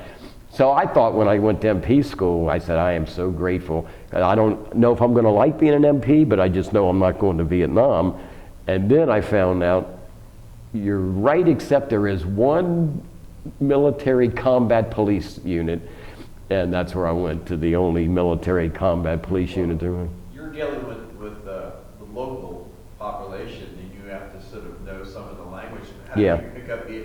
Did they give you any training at all? No, not, you spoke very broken. But when you showed up in Vietnam, did you know anything? Oh, no, knew nothing. And in fact, a lot of the guys that showed in Vietnam, like I said, had very little, if any, contact with the Vietnamese. They would show up, and like I said, if you were a truck driver, or you were a chef, or a clerk, or not everybody in Vietnam, everyone assumes everyone in Vietnam's an infantryman, or they're getting shot at. But you got to have cooks over there, and you got to have medics over there, and you got to have clerks and radio operators. So most of them would go to these big bases somewhere 10 miles out of town, and they would be there for the whole year. But because I was an MP, and you just had to pick up the language slowly but surely, you know, you'd speak to the kids and that, you spoke very broken English, you know. You could get a word or two out of every sentence and they'd understand what you meant. Is there any phrases that stick with you that you still Let me see. said a lot? Well, beaucoup, that was a French word, but it was everything that was large or big was, I got beaucoup, food, beaucoup, everything, that was one. TT, I remember, was the word for small. Mua meant rain. I mean, I could probably name you about 50 words if I racked my brain. I probably couldn't put a Didi Waki, I think meant get out of here, or leave me alone, or go away. But I probably couldn't put a complete sentence together. I don't even know if I could then, but 50 years later, I'm pretty sure I can't put a complete sentence together. But you knew enough words, you know. Didi Mao was another one, you know, get away. What was it? Come lie? Chow Ko meant hello, young lady, or whatever. And you saw a young lady, you tip your hat. Chow Ko, or whatever it meant. How you doing, young lady, or something. And but that's about all. You know, you knew one or two words that you could kind of. And the Vietnamese over there, a lot of them, from Americans being over there so long, they could speak English better than I could. They could speak broken English in a little bit better than I could speak their language. So the combination of that. But no, we had no training in learning to speak Vietnamese. And a lot of the MPs went over there. I'll be honest, if they thought every MP went over there was going to spend their whole time in the cities, they probably would have done that. But not all MPs did that. A lot of MPs did not ride around on town patrol. Some of them were permanent bunker guards. Some of them were permanent hospital guards. I just happened to be being where I ran convoys from town to town and did town patrol. But there were lots of MPs that, like I told you, the rest of them, they went to a base, a big military base somewhere in Vietnam, and they were on that base. If they left that base twice during the whole year, but they would tell you basically where they were. They said I could have been, because they would put in nice stuff. The longer you were there, the Americans tried to do good for the longer you were there, the barracks would get better, the snack food would get better, the mess hall would get, and after a while these bases would keep getting bigger and bigger, and they'd have nice barracks on them. And someone would say, you know, if somebody would have told me I was in Vietnam, I wouldn't have known it. And I never was in town, I never saw Vietnamese people, and but that wasn't my case, and I was kind of glad. I liked running up down the high. They called us road runners, was our nickname, the MPs that did that. We were road runners, but I enjoyed the variety I had, where for weeks I'd be patrolling a town, and I'd be trailing up the highway, and then I might be working, like I said, guarding Viet. That was boring, guarding the prisoners. But I had a variety of things where I didn't do the same exact thing day in and day out or whatever. So get updated of news from the You know, my States? dad was not, my mom would send me letter after letter after letter every day. It seemed, I can't believe her fingers didn't write off and from people that knew my mom, she was a nervous Nellie watching the news every night. She was convinced the knock on the door was going to come every day for the year.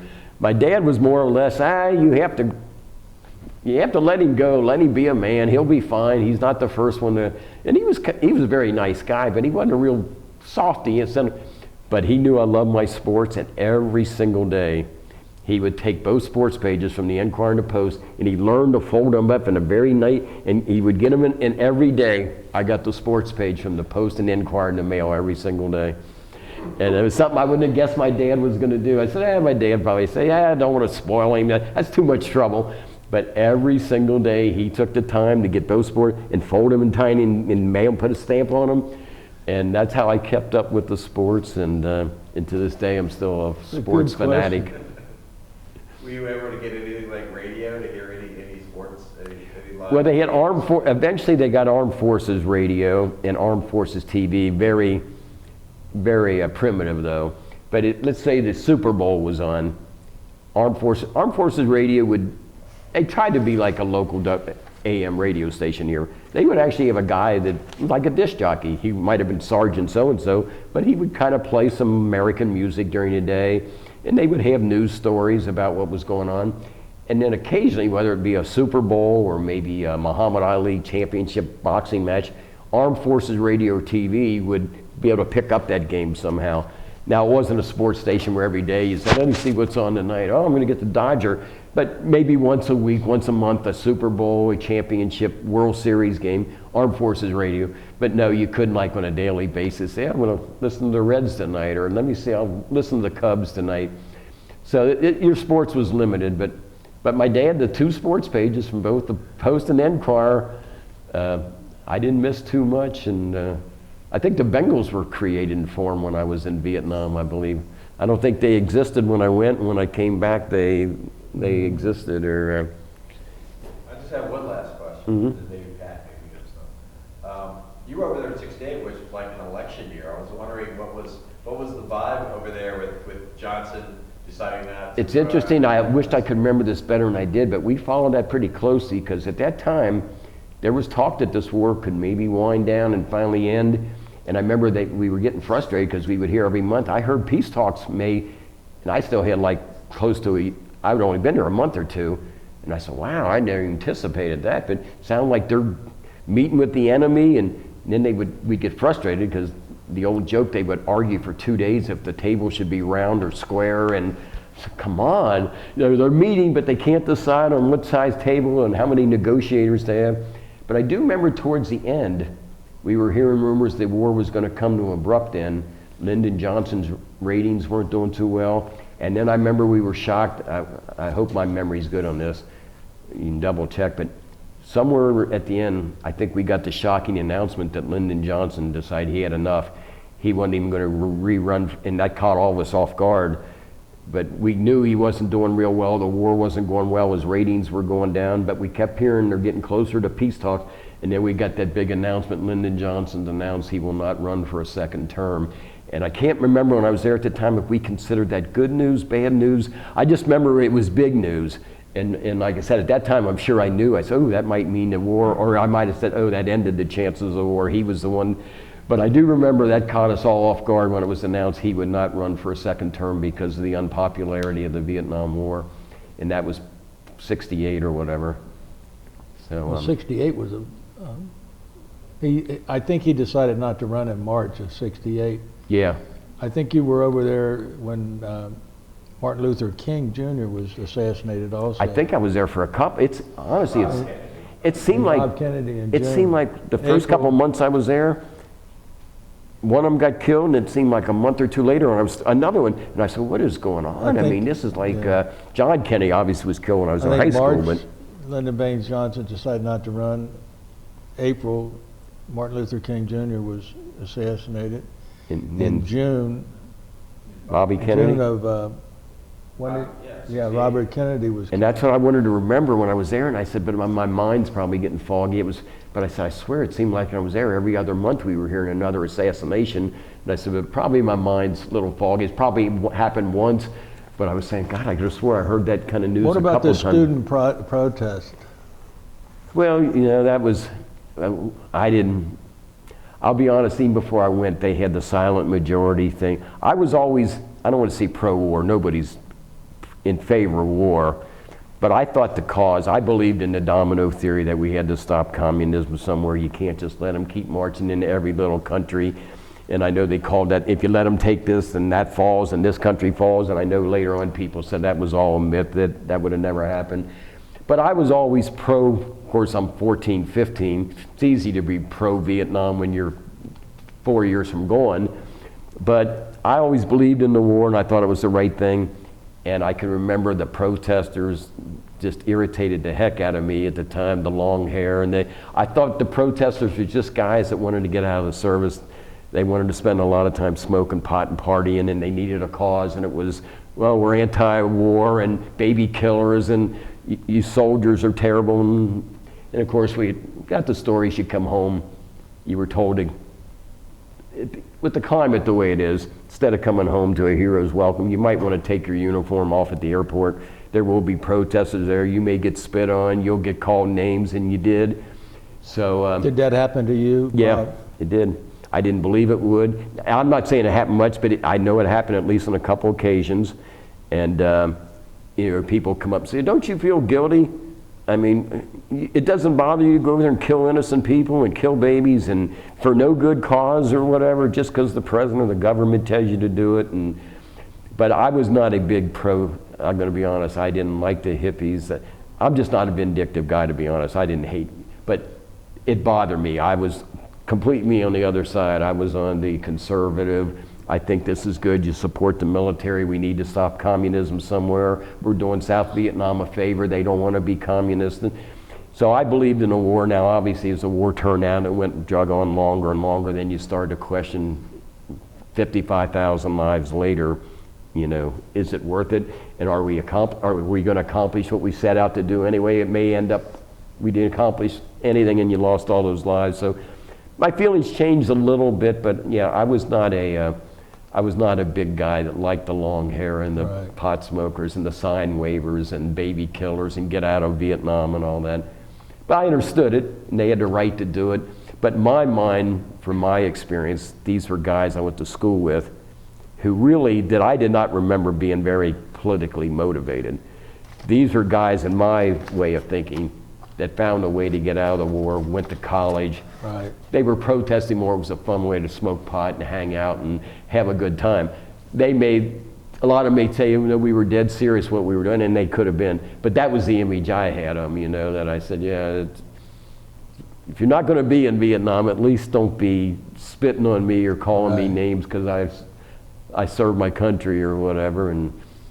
But yeah, I mean, most of us felt that way. Now, I do remember when I was over there, seeing all the long hair, and they said, Horn, you'll probably go home, you'll probably be one of them hippies. No, you're never going to see me.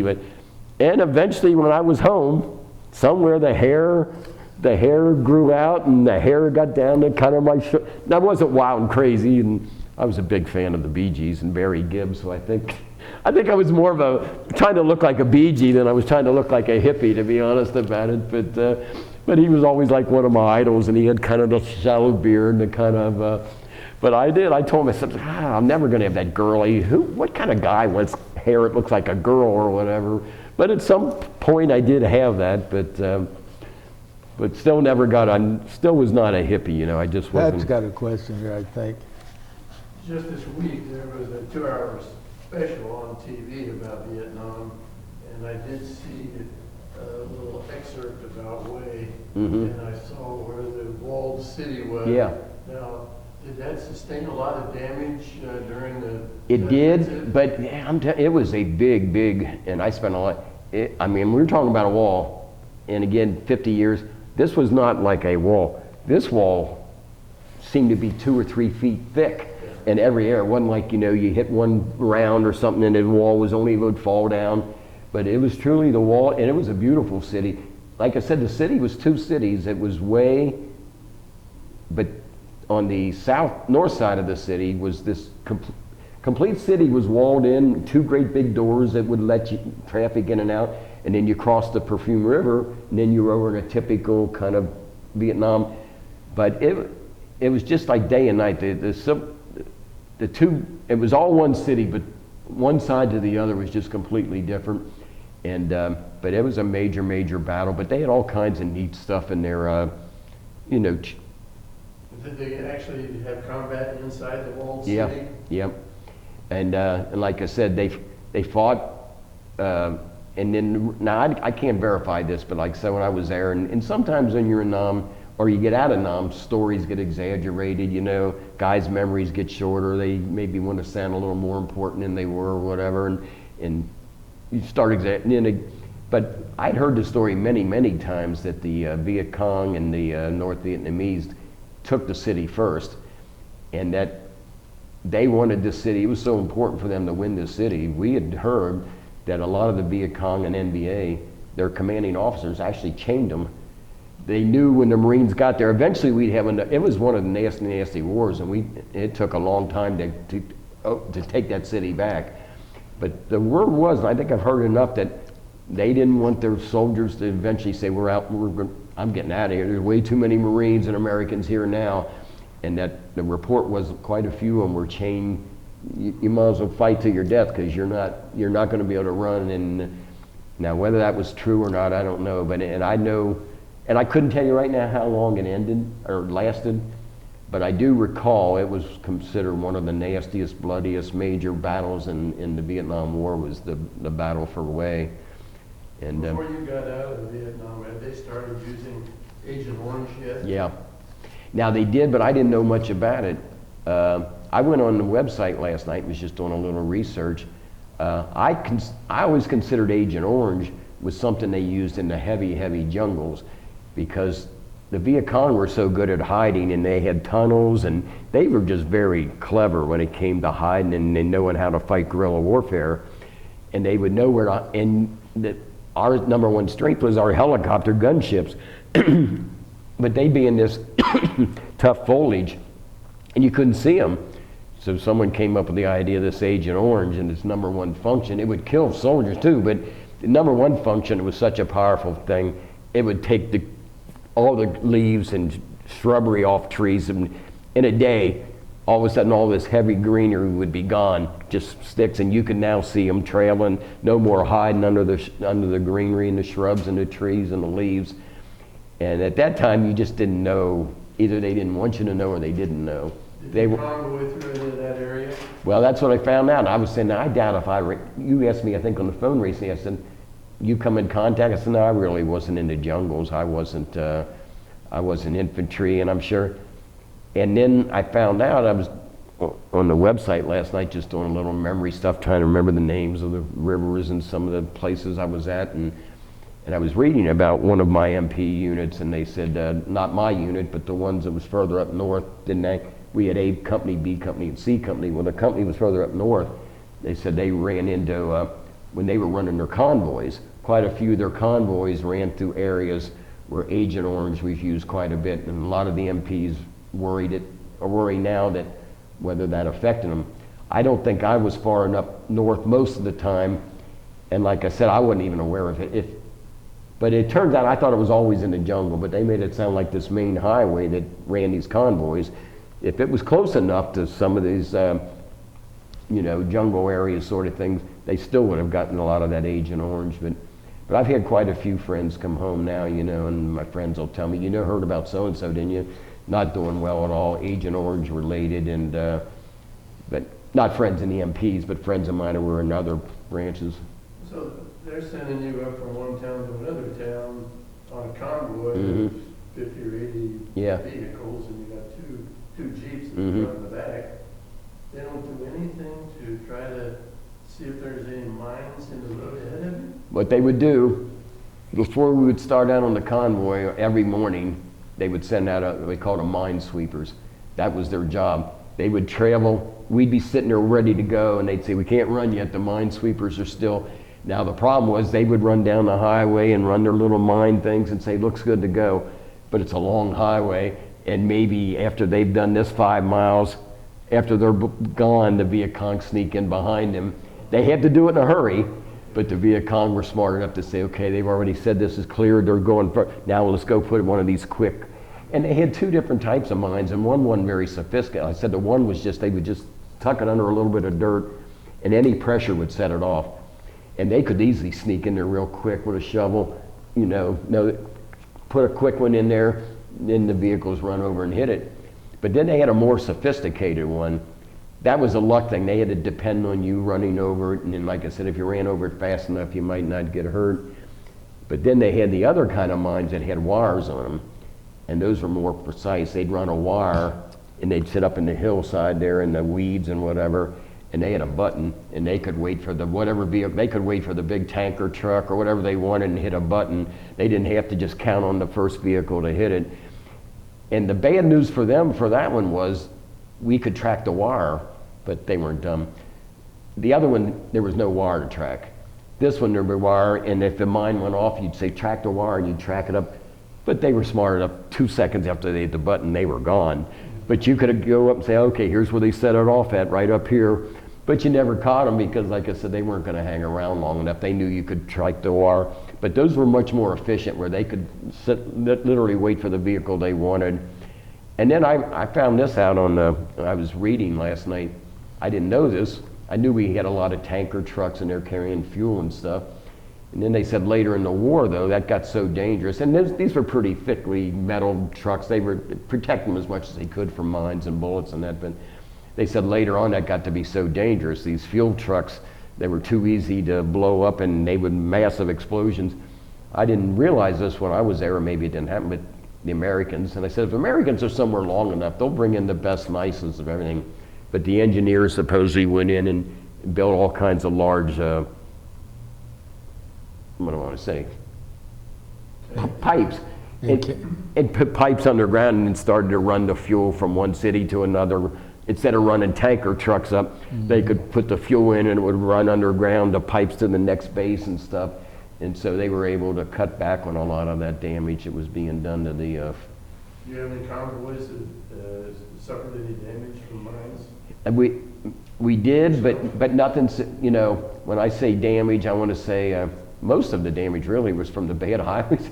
An axle would break and a truck would run over a giant pothole and the axle would break, and that was a little scary because the truck would have to be left behind, and nobody really wanted to be left behind. You know, there wasn't much you could do about it. Couldn't run. You'd run the rest of the convoy, and then either an MP would stay with that vehicle until a wrecker got there or whatever took care of it. But the most thing that happened to me, I believe one time, and I was there a year, I believe one time a mine went off, missed the MP Jeep, got the second or third vehicle, shook the guys up a little bit, and like I said, blew the tires off or something. And then probably 4 or 5 times we heard sniper fire, where you'd hear pop, pop, pop, pop, pop, and everybody would ram on their brakes, and you'd jump out and automatically get behind your vehicle.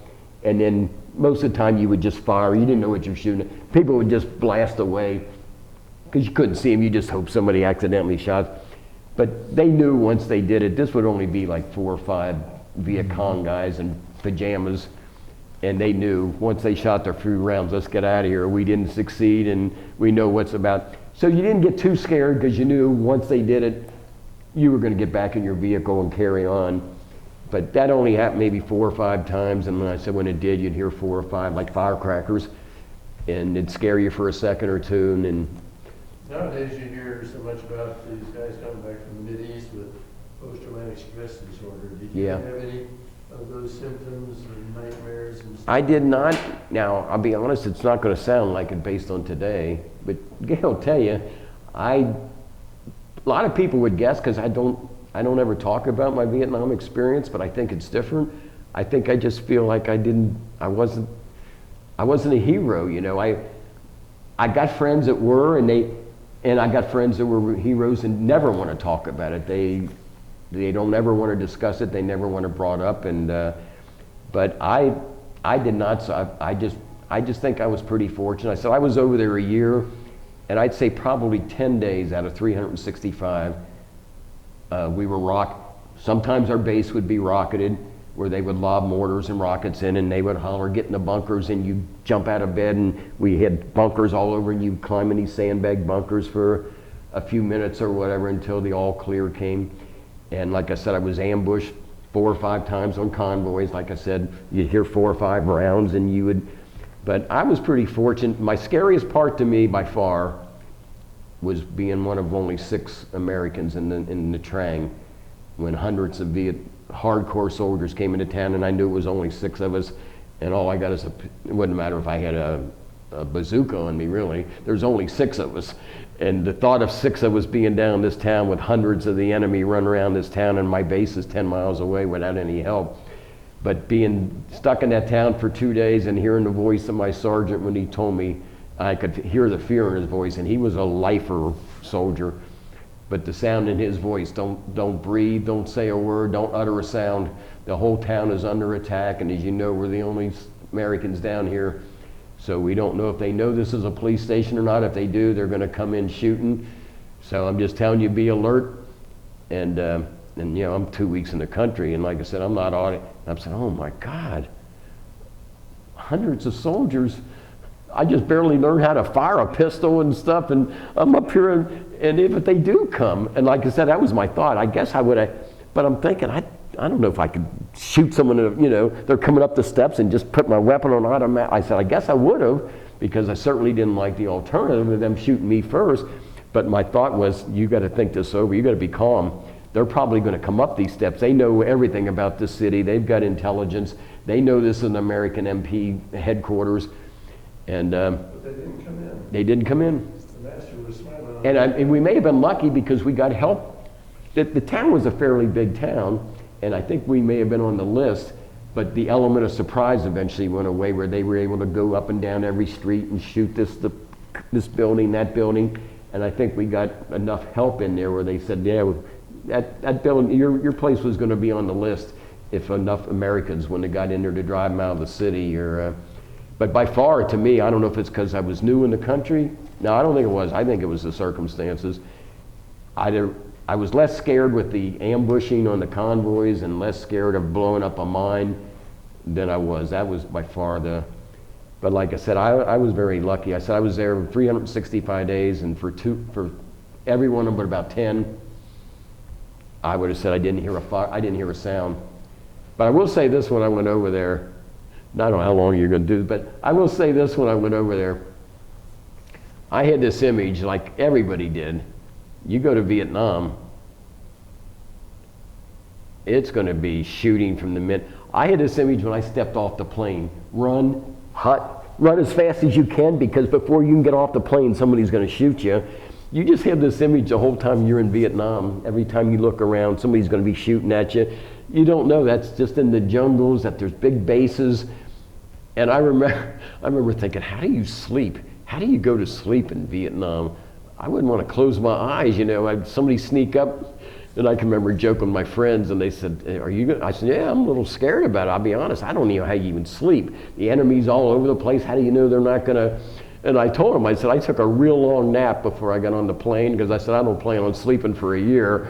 So I said, I took the longest nap I could. And of course, they'd get a good laugh. I said, I don't think you're going to be able to stay awake for a year. I said, well, I'm going to try. But that was my image when I got over there. I don't know how you ever close your eyes and feel like you're going to wake up. But when you get there, it was just, for the hardcore infantry guys, I'm sure they could describe it a lot more like I'm saying it. They were in the wet jungles and stepping on mines and bungee.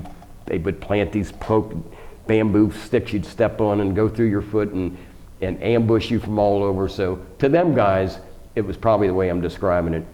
But what most people don't know is, like I said, probably 75% of the soldiers over there were not infantry guys. They were support troops, MPs, cooks, clerks, chefs, supply sergeants and stuff. And to most of them, they did not see that Vietnam I'm describing, you know, where we all get off and you get shot at the whole year you're there. But like I said, to the infantry guys and the CAV guys and the, I'm sure their stories are way, way different than my story is. But really, I said, to my knowledge, I did not come home and say, I don't think I'll ever be the same. But like I said, now Gail might tell you, but he very seldom ever, it's gonna sound like here I do it up, brag to everybody. She probably says she, 40 years, maybe heard me talk about Vietnam a handful of times, and when somebody would ask me. But in my case, it's not because I don't want to talk about it or it's too, I just basically feel guilty that I didn't do that much. You know, I got friends that were killed, and I talk about it too much, and it almost sounds like I'm glorifying what I did, and compared to some of my friends that were over there, I just don't really feel I got that much to talk or brag about or anything. Or Well, I think you gave us a good history of your service. probably in gave you way Vietnam. more than you needed. Or No, we appreciate everything that you Okay. you shared with us, Bob. And well, you made it painless. I got to admit, for the last week, because I said my normal persona when I'm Ambassador Bob with the band, I'm very outgoing, fun-loving. They all get a, but I tell them, I said, now when I'm not Ambassador Bob, I'm a lot more shy or quieter guy or whatever. And Gail said, nobody believes that. Once they get you talking over there, you'll, but all week, she said, you should have just told them you didn't want to do it. You're driving me crazy. I said, they're going to be bored to death when I get there. I don't have medals. I don't have tons of medals. I don't have any bravery stories. And they're going to be looking at each other like, what the heck did we get here? Or, we're done. We're 2 minutes about all we need with you. And no, we only have a tape for 2 hours, and we're at the end of our 2 hours. wow, is that 2 hours? Yeah, and I want to tell you, this has not been a boring interview. It's been a Well, wonderful interview. I enjoyed doing it. You guys made it easy. And I'll be honest, I'm more surprised than anybody. I thought I'd have to sit here and wait for questions, and then my answers would be 10 seconds long and I'd be done. I didn't expect to get on I did make me notes last night so I wouldn't be too boring. I said, I'll make me notes, and I've been kind of following order of my notes on things maybe it'll go pretty good, but I didn't expect to talk nonstop for 2 hours or whatever. And, Well, but I didn't get to say thank you for your service. to thank the you for country. your service also, and I'm just glad it's over, and not my service. I'm glad this was scarier than the service to me, but